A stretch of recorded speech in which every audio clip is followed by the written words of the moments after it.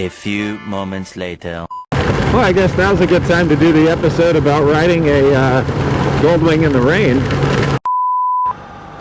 Well, why do I turn the handlebars to the right when I go to pick up the bike?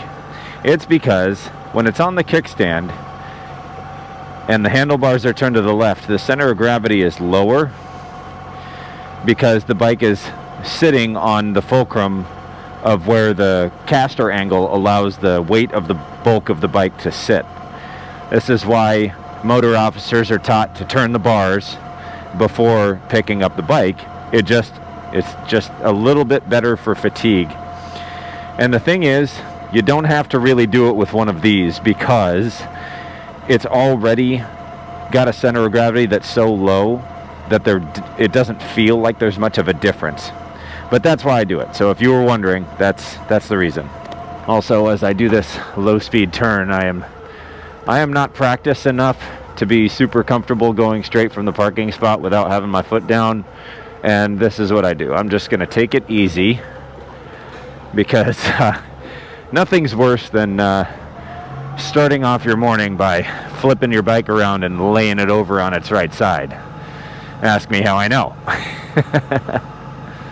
So thanks for coming along with me today. This is my morning commute and will be so I got one more tomorrow, but this is just about the last time I'm going to make this commute on this motorcycle before I leave this island. Today we're actually going to take a different route than I normally take because lately, I was just saying the weather was nice. It's been raining pretty heavily over the Pali Highway.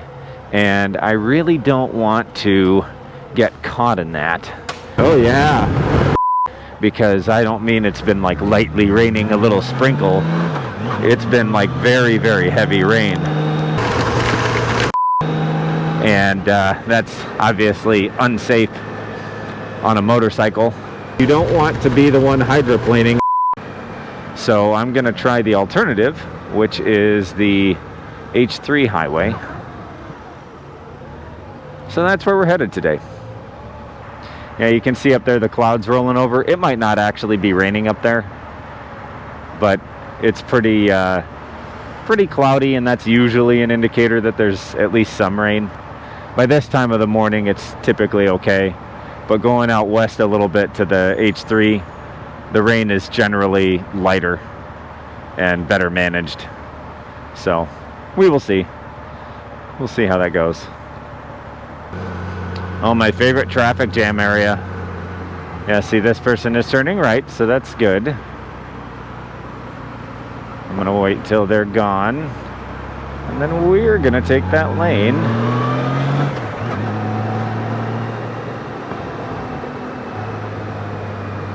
And actually, I'm just gonna go ahead and jump in behind the blue car here. Wahoo! Yeah, I'm definitely gonna miss this bike. I hated how much work it took to get it on the road, but I think that was just sort of a... nobody really likes to work on things. Oh, I guess I can't speak for everybody necessarily, but it was definitely a unenjoyable adventure. I think it kind of soured my taste for the bike because it really is like, if I had known all the issues ahead of time, and now that I do know what Goldwings of this generation typically have wrong with them, I know what to look for, I know what parts to carry, and this is the reason that I'll be opening a shop, because I know some of y'all owners are on the older side, and you guys are, it's not that you don't know how to do it, it's just you don't want to be the one doing the work anymore. Maybe it's a little bit too fatiguing, and you got the money, so you might as well pay somebody that's a consummate professional, and that would be me. And I'd be happy to help you out if you're local to the Boise Treasure Valley area, or you want to travel there and drop your bike off. So I get why people like this motorcycle so much, in spite of the maintenance headache that it can be. But it took me going through that experience and finding out firsthand what it's like to have to troubleshoot one of these when you're not familiar with all of the problems that it could have. And ultimately, it worked out really nicely. I'm grateful that I was lucky about a few things, specifically the valve train on this thing. I was not very happy doing the work on that, but it is at least very accessible. And while I do think that Honda could have engineered it a little bit differently and made it less involved to maintain, specifically the valve shims, because I've seen other designs. I mean, like Yamaha as an example, on their Royal Star Venture from yesteryear, has adjustable valves, which is frankly a headache because it's a V4 and it's tough to get to the rocker arm covers, or the valve covers, excuse me. But that being said, once you're there, you don't have to remove the camshafts to be able to pull the shims. So that's kind of a much better design in my opinion. I think that having to remove camshafts to pull shims is unnecessary. And it could easily be engineered the same way that Yamaha did it, using a valve compression tool that would allow you to remove the shims using a shim over bucket design. But maybe that's just me. There are a lot of other companies that use the shim under bucket design, so I'm not hating Honda for making that choice. Obviously, there are those of us who think that the valves on these bikes specifically could have easily been self-adjusting, but then they would have had to sacrifice a little bit of complexity in manufacturing and people shop spec sheets. So that's something Portnine pointed out a while back, and I agree. So from a business perspective, I understand why they decided the way that they did. But you know, as an end user, it would have been nice to have something a little different. But like I was saying, I got lucky. It was not terribly difficult to fix, and it didn't require removing the heads. So that was nice. But the other problems that it had, the water pump and the starter, and I mean, especially the ECM, and especially with how involved the ECM repair was. I think I'll link the videos here as I'm talking, so if you want to check those out. I decided to do how-tos on it, just to help the community, really. And I actually had no intention of starting a business when I was doing that. But now that that's become a factor, I don't want to remove that information from people. I think that information asymmetry is an evil thing. And I would prefer my customers know exactly what it is that I'm doing and how difficult it is, and that's why they want to pay me, not because they don't know how to do it. So I'll link those videos as I'm talking. Oh boy, dangerous traffic today.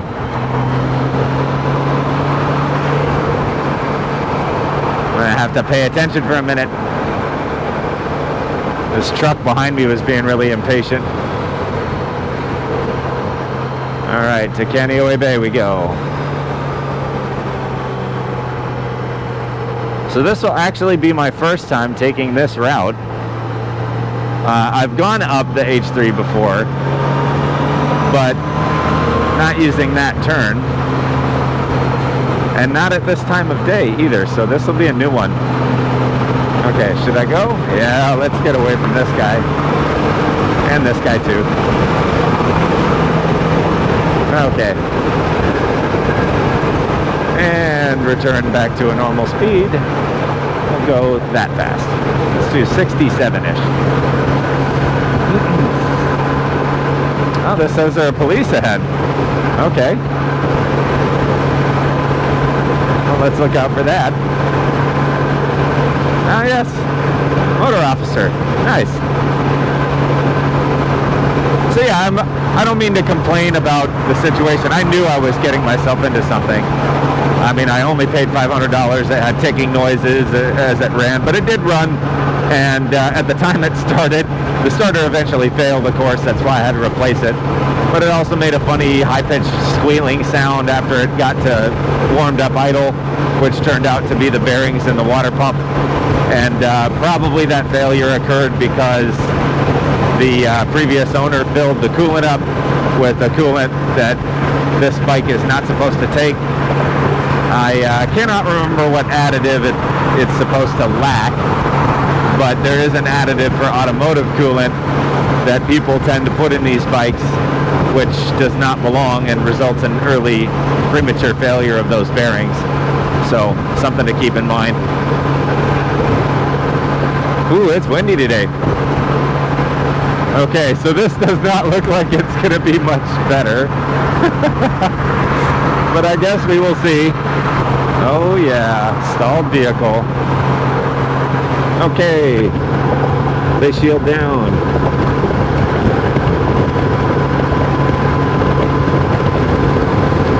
Yes, sir. Well, I think this is still better than dealing with the Pali highway because the drainage out here is much less of a concern. That's actually why I picked this route. So yeah, it's a great bike, and the ownership experience after having got it repaired and gotten it working has been wonderful. I definitely understand the reason that people say these are so reliable. And they're not reliable like a BMW where you can't neglect them at all. I do think that Honda has a reputation for a reason.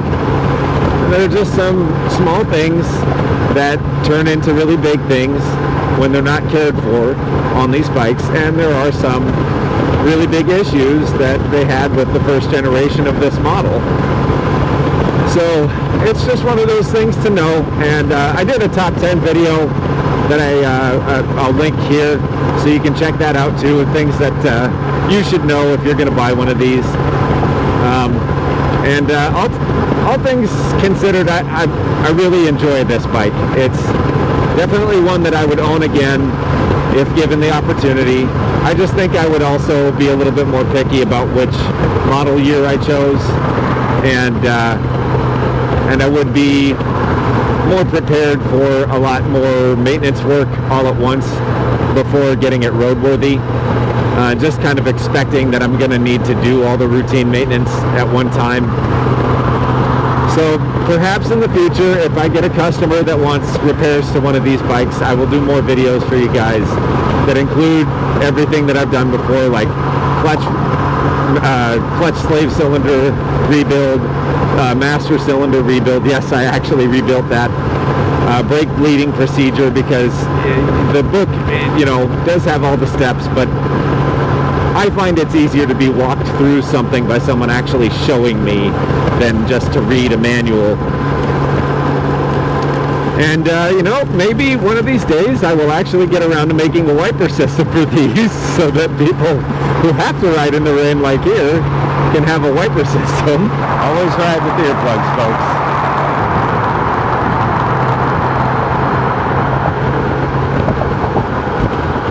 Oh, yeah.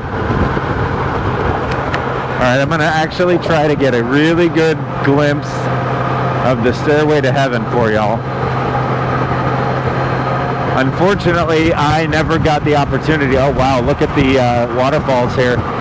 That's beautiful. Let's get out from behind this guy. Okay, so we're coming up. I'm going to turn my head, and I got to keep looking where I'm going. But I believe... there it is. That's the staircase right there. There you go. Yeah, it's a bit rainy, but this is okay. I actually really like this kind of weather. Let's close this. Make all the wind go over the windscreen. Oh yeah. That's really, really heavy rain. Whee! My phone's getting the bulk of it now too, so my navigation's gonna start getting finicky on me.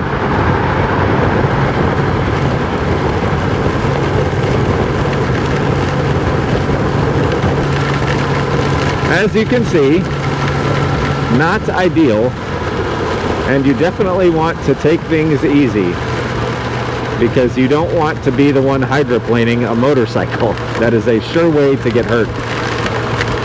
So what we're going to do is we're going to take it nice and easy, and we're just going to ride this out. Getting wet doesn't kill you, or doesn't even hurt you, frankly. It's just a little uncomfortable for people that don't like to be wet.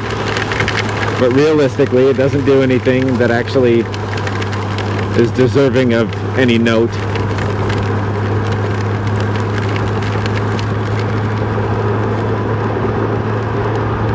And now I'm liking this big windscreen.